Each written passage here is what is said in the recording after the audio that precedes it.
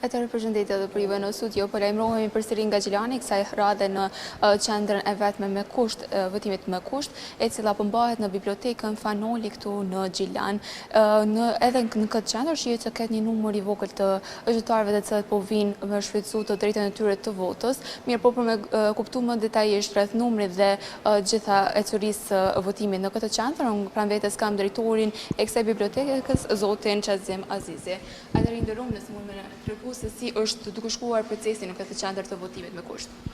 Po, kur jemi në përfundim gati së ditës dhe të kësaj dite të zgjedhjeve, në këtë qendër votimit, e cila siç thatë edhe ju është qendër e votimit me kusht, ka shkuar gjithçka në rregull. Nuk ka pas asnjë problem, edhe numri i votuesve ndoshta ka qenë pak më i vogël, po mund të themi për shkakun se njerëzit edhe i kanë gjetë veten në flet votime ku është votimi i rregullt.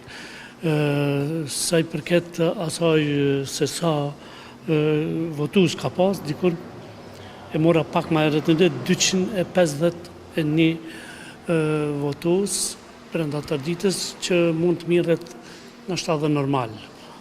Nuk ka pas asnjë shqetësim, nuk kemi pas asnjë kundërshtim, nuk kemi pasur ndonjë apo as pak s'kemi pas ndonjë problem që mund të paraqitet. Do thotë numri i qytetarëve të cilët kanë ardhur të shfrytëzojnë drejtën e votës këtu është më i vogël krahasuar me zgjedhjet paraprake? Është pak më i vogël. Dhe thash edhe më herët është pak më i vogël, po ku ta dish, njerëzit ndoshta thash, po supozojmë që e kanë gjetë veten në listë votimit aty ku kanë qenë. Këtu kanë votuar zakonisht ata që rastësisht janë gjetë jashtë vendbanimeve dhe e kanë shfrytzuar rastin e votimit në Gjilan. Me që se jemi shumë pak mbylljes së qendrave të votimit, një thirrje për qytetarët do doni ta bëni?